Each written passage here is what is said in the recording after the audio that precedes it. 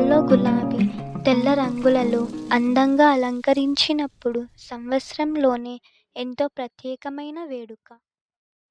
Blossom festival జరుపుకుంటున్నారు. గాలిలో సకూరా పూల సువాసన నిండి ఉండేది. వీధులు నవ్వులతో, సంగీతంతో కలకలలాడుతూ ఉండేవి. ఒకరోజు నేను బుట్టలో కొంత సువాసభరితమైన పూలను తీసుకొని నడుస్తూ నా అభిమాన చెట్టు దగ్గరికి వెళ్ళాను. అక్కడ ఓ యువకుడు నిశ్శబ్దంగా కూర్చొని తన స్కెచ్ బుక్పై నెమ్మదిగా చిత్రాలు వేస్తున్నాడు. అతను ఎంతో ఏకాగ్రతతో ఉండేవాడు.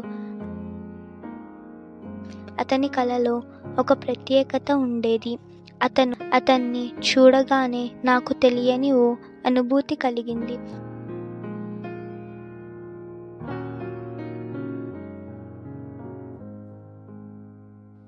నేను అప్పుడు అలా చూస్తూ ఉండగానే నా పెదాలు స్వయంగా మాటలు పలికాయి. అందంగా ఉంది అని అన్నాను.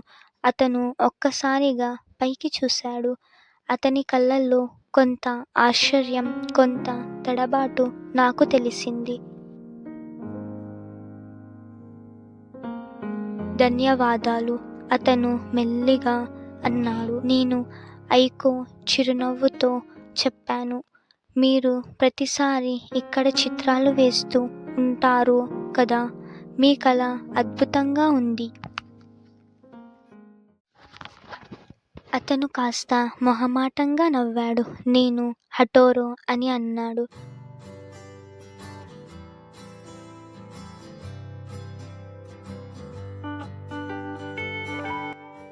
నేను పక్కనే కూర్చొని అతని చిత్రాలను చూస్తుంటే నా బుట్టను కిందకి పడిపోయింది. నాకు అతను సహాయం చేశాడు. నాకు కూడా ఇవి ఎంతో ప్రత్యేకం అని చెప్పాడు.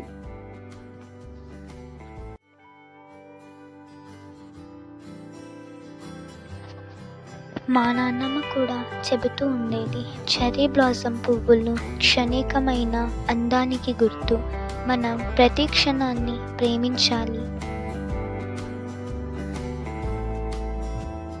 మనం ఎవరో తెలియదు, కానీ ఆ క్షణం, ఆ చెట్టు, ఆ మాటలు ఇవన్నీ ఏదో రకంగా అతనికి దగ్గరగా అనిపించాయి.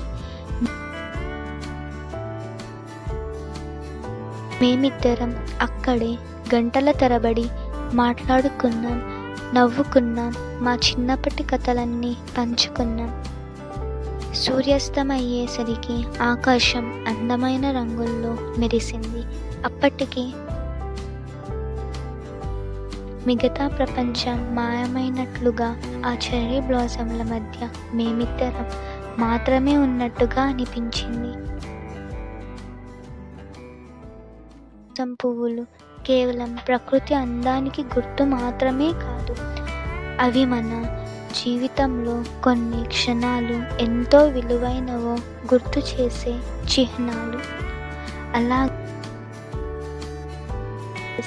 చిహ్నాలు. అలాగే కొన్ని మనుషులు కూడా అనుకోకుండా మన జీవితంలో ప్రవేశించి మన హృదయంలో చిరస్థాయిగా నిలిచిపోతారు.